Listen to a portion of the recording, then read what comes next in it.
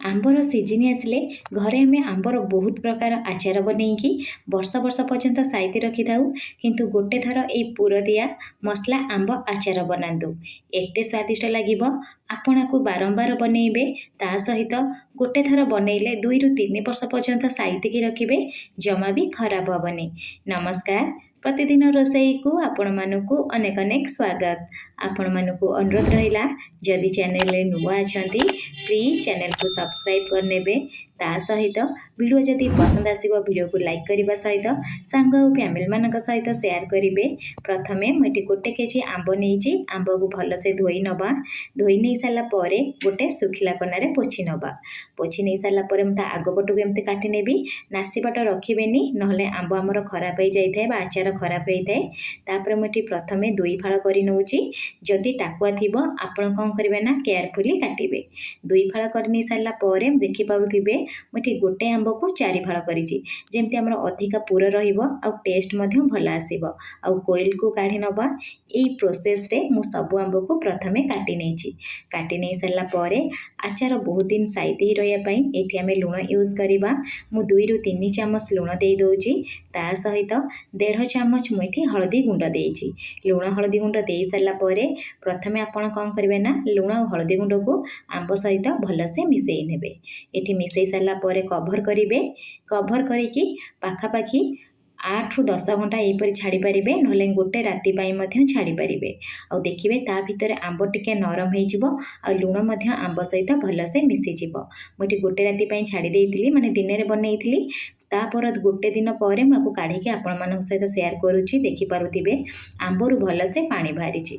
एबे आमे कोन करिया ना आकु टिके सुखेई नबा। बेसी सुखेइबेनी, जस्ट गोटे दिन पई खरा रे सुखेइबे। जदि खरा नथिबो फैन तळे 2 दिन पई मध्य सुखेई पारिबे। आंब को सुखिया पई छाड़ीबा। चलंतु आचार पई मसला बनैबा। प्रथमे गोटे पैन बसैची। पैन रे 3 चामच सोरिष देई दोची। मटे हळदिया सोरिष नेइची। ता सहित 3 चामच मटे कळा सोरिष नेइची। आपण जदि चाहिबे सोरिषर परिमाण टिके कम करि परिबे। एबे आमे कोन करिया ना 2 ରୁ 3 चामच देई दबा पान मधुरी। ता सहित 1 ରୁ 1.5 चामच मटे जीरा देई दोची। देई साला परे एबे आमे कोन करिबा 3 ରୁ 4 चामच एठी आमे देई दबा धनिया। धनिया निश्चय यूज करिवे, आचार टेस्ट लागिबो। ता सहित 6 ରୁ 7 टी सुखिला लंका दबा। लंका देई साला परे लो फ्लेम रे आकु आमे भल से टिके भाजी नबा। देखि पारुथिबे तो एमती सोरिष फुटिया पे स्टार्ट हबो। आपण को बेसी ओ भाजीबेनी। तापरे फ्लेम को लो ही रखिथिबे। आ गोटे चामच मेथी देबे। मेथीर परिमाण जमा भी अधिका करिवेनी, नहले आचार जो मसला ना पिता लागिबो। मेथी देई साला परे आगो गोटे भाजी नेबे। तापरे ठंडा करिकी दरदरा ग्राइंड करि आनिबे। आकु गोटे साइड रे रखिबा। चलंतु गोटे पैन रे सोरिष तेल गरम कर नबा। मटी 5 ରୁ 6 चामच सोरिष तेल को भल से गरम करि नेइची। आकु गोटे साइड रे रखि नबा। एपटे देखि पारुथिबे मु गोटे दिन आंब को खरा रे सुखै साला परे आंब देखंतु पूरा परफेक्ट सुखिची। एबे गोटे को साइड रे रखिबा। चलंतु प्रथमे मसला बनैबा। सेथि पई प्रथमे गोटे मिक्सिंग जार रे जो मसला को भाजी की रखितिली ताकू देइकी दरदरा ग्राइंड करि आनिची। फाइनली जमा ग्राइंड करिवेनी, दरदरा ग्राइंड करि आनिबे। एई मसला को ना गोटे बाउल रे देई दबा। देई साला परे आधा चामच एठी हमें कोन करबा ना हळदी गुंड दबा। ता सहित कलर पाई 1 ରୁ 1.5 चामच मेटी काश्मीरी चिली पाउडर यूज करूची। आ गोटे चामच एठी हमें कला जीरा दबा। टेस्ट भल आसीबो। ता सहित स्वाद हिसाब रे लूण दबा। मने रखिथिबे आमे जतले आंब सुखेइथिले सेतळे मध्ये लूण देइथिले, सेही हिसाब रे देखिकेठी लूण देबे। लूण देई साला परे प्रथमे सबु मसला को कोन करबे ना मिसेई नेबे। तापर आमे जो सोरिष तेल को गरम करी रखिथिले सेही सोरिष तेल देबे। अल्प अल्प देबे, अधिका देबेनी। अल्प अल्प देइकि जेमति आपण सबु जिंस मिसांती सेही परि कोन करिया ना हाथ रे मिसेई नेबे। एमति देखिए पूरा टेस्टर रहउथिबो, माने हाथ रे एमति मुठा करूथिबे। जदि मुठा आइ जाउथिबो जानिबे जे पूरा परफेक्ट मसला अछि।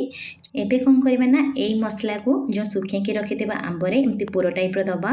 गोटे हाथ रे एमति आंब को धरिबे, आ गोटे हाथ रे एई परि मसला देबे। देई साला परे पापुली रे टिके प्रेस कर नेबे, जहाँफल मसला मध्य भल से सेट हो जिवो।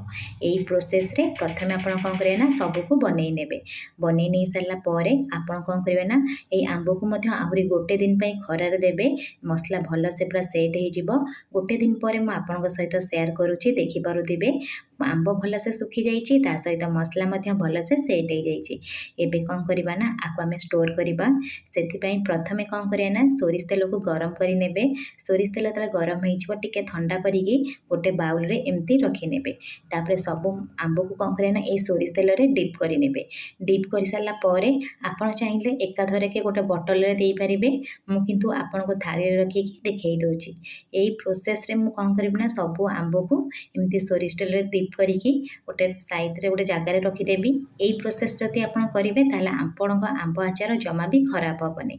एमती गोटे ग्लास जार नेबे।